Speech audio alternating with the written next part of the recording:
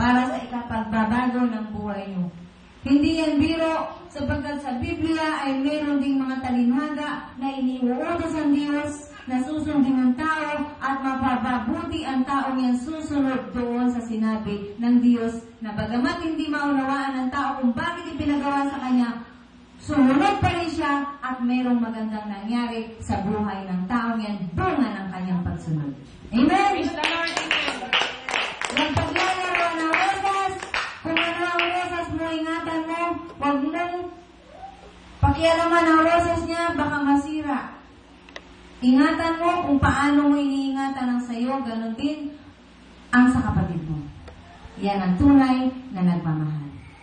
Amen? The Lord, amen. Masaya ako. Ang sarap tingnan ng mga rosas. Hawakan nyo nga ulit. Aba naman, ilagay ko sa bag. Hawakan mo muna ang rosas. Pag-ibig simbolo, hawakan mo. Gusto kong makita, napakagandang pagmasdan ng mga roses na tangan-tangan. Wow, may meron pa akong naliligang tula. Lalo na kung ang may hawak ay tunay ngang nagmamahal. At ang rosas na yan ay simbolo ng pagmamahal mo kahit kaninong tao na gusto mong mapabuti ang buhay. Gusto mong mapabuti ang buhay, dalhin mo dito yung kapitbahay. Gusto mong mapabuti ang buhay, dalhin mo dito yung mahal mong asawa. Dalhin mo rito yung anak mo. Dalhin mo rito yung kaaway mo na wala nang makita maganda sa'yo. At kapag nakakita ng rosas na yan, subukan mo kayang ibigay yan. Bilang tanda ng pakikipagkasundo mo sa kanya, kung sino man siya. Nasa sa inyo kung ano ang gagawin niyo sa rosas. Tinanggap niyo yan mula sa kamay ng Diyos.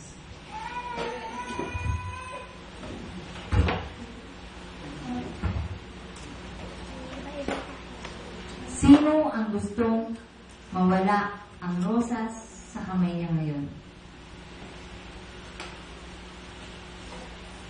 So, kung gusto nyo manatili ang rosas na yan, manatili kayo sa Diyos. Praise the Lord, amen. Ulitin ko ang rosas, simbolo ng pag-ibig. Kung gusto nyo manatili ang pag-ibig ng Diyos sa inyo, huwag kayong hihiwalay sa Diyos. Praise the Lord. Amen? Amen. Isa, dito sa unahan. Isang tao, dito sa unahan. Isang tao dito sa unahan. Hindi ako yun. Isang tao dito sa unahan. Milencio, ikaw.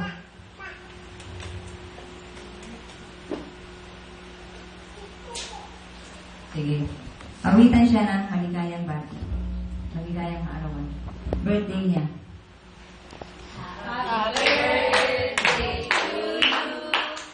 Happy birthday to you. Happy birthday, happy birthday, happy birthday to you.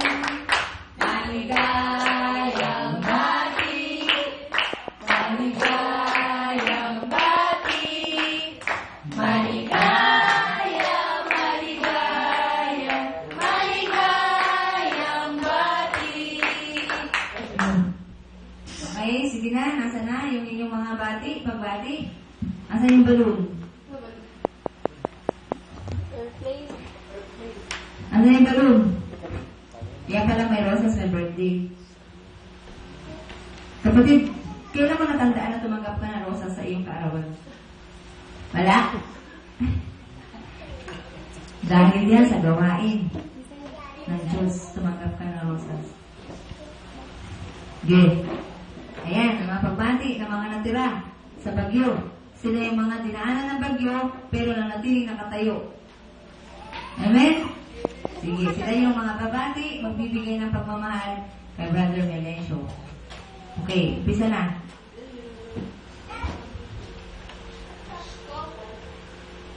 Yan ay ginawa nila, pinaghirapan nila, kakaiba ka, sapagkat pinagpuyatan nila yan. Oo, hindi ako tumanggap niyan. Hindi ako tumanggap dati niyan. Birthday ko. Ikaw lang.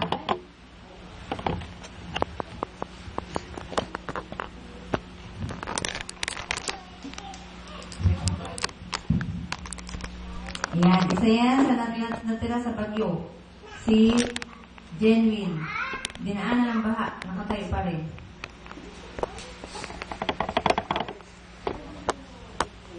Ito na naman. Ito na.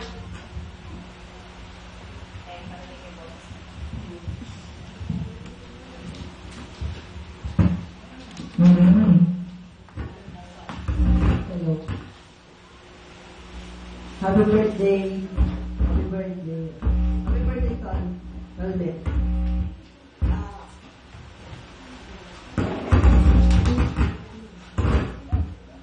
Salamat sa lahat kasi andyan ka para kay Yahweh at handa maglingkod kahit malayo ang naroroonan mo. Always pray kay Yahweh. Ingat palagi, God bless. At maraming salamat. Happy birthday.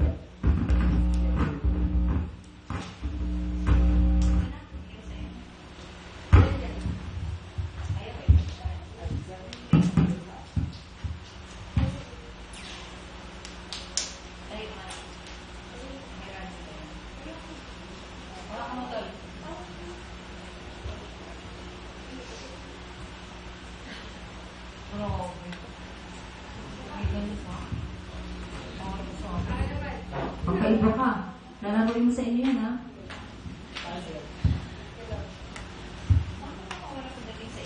Hello. Hello. Tito Ben or Cousin. Happy birthday po. Maraming pong salamat kay Yahweh dahil binigyan po na kayo ngayon ng panibagong taon. At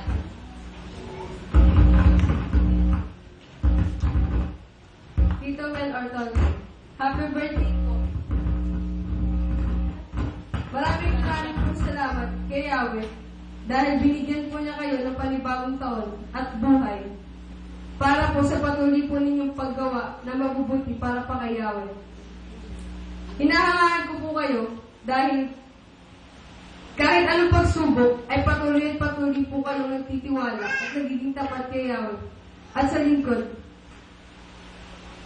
At kahit ano pong trials ang dumating sa buhay ninyo, hindi po kayo sumusuko. Stay strong po for Yahweh. Be better and better servant of Him. I love you po. God bless.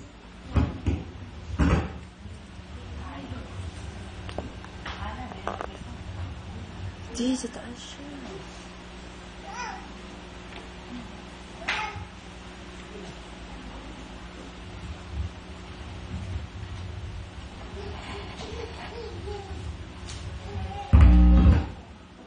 Happy birthday po. Ito po. Isa po ito sa maliligayang araw sa iyong buhay na si Yahweh po, iyong kasama. Alam ko po masaya ka at isa po kayong tunay na anak ng Diyos dahil hindi niyo rin po iniiwan si Yahweh. Nawa po ay magsama-sama po tayo hanggang sa kaharian ni Yahweh. We love you po. God bless.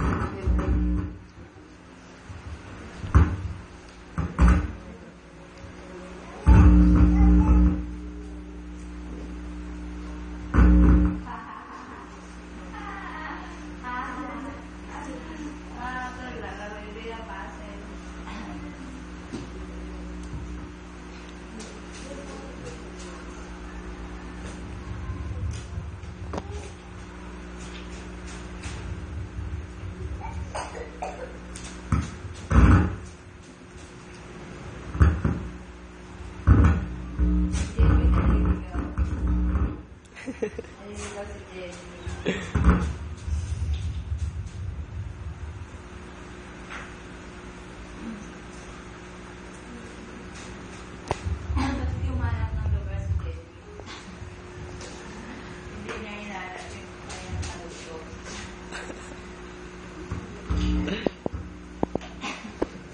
Tito Ben. Happy birthday. Thank you. Thank you for being a good Lord to us. Thank you for everything. Always take good care of yourself. Always remember, God will provide. We love you. More years pa. More years pa ikaw sa gawain. Be happy always. God bless. Love us.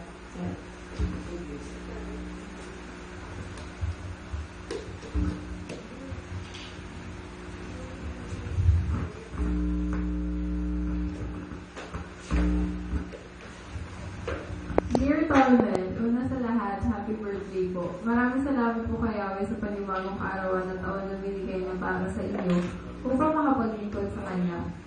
Maraming salamat din po sa lahat ng tinulong niyo po sa amin. Hanga po ako sa tibay na pinakita niyo dahil kahit anumang pagsubok ang kinakaharap niyo, patuloy pa din kayo sa pakikinig at pagsunod kay Yahweh. Hindi niyo po iniinda ang malayong distansya sa pagpunta. Sa halip ay alam niyo kung ano ang makukuha at matututunan niyo mula kay Yahweh. Manatili lang po tayo sa panig ng Diyos at walang sino mang makakahadlang sa atin. Ingat po lagi. We love you. God bless us.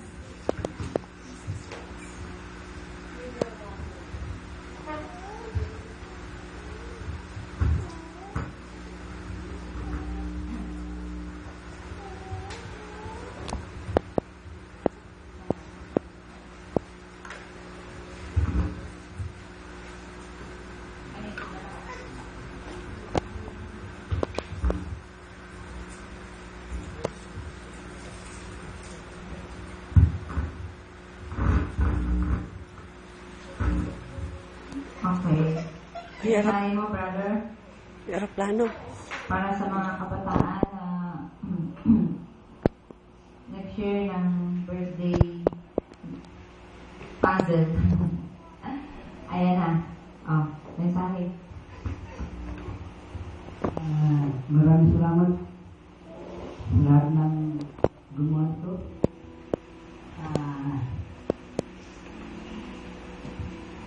Sana sumunod din sa akin at tumagal sa gawain ito. Lord ko, maraming salamat. Wala kanta?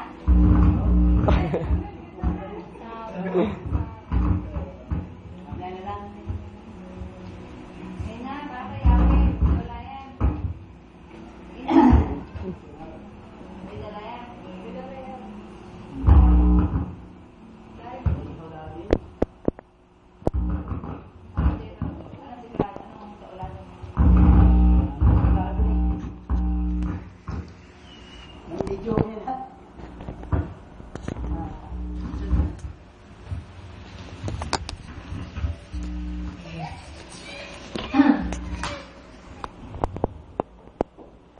Si Milencio ay nag-iisang tao na natili, nauna siya kasi Hindi ko napansin. 4 years na ba tayo? Sa September? July. So, bali, 4 years na kami magkasama ni Brother Mel. So, nagtataka yung mga kabataan bakit hindi niya ako iniiwan. Kasi mahal niya ako. Amen! Ganun pa man, pareho kami nagmamahal. Mahal namin ng Diyos at tumawag sa amin. So, malayo man siya, malapit din. Kaya lang minsan tinakapos yung gasolina niya.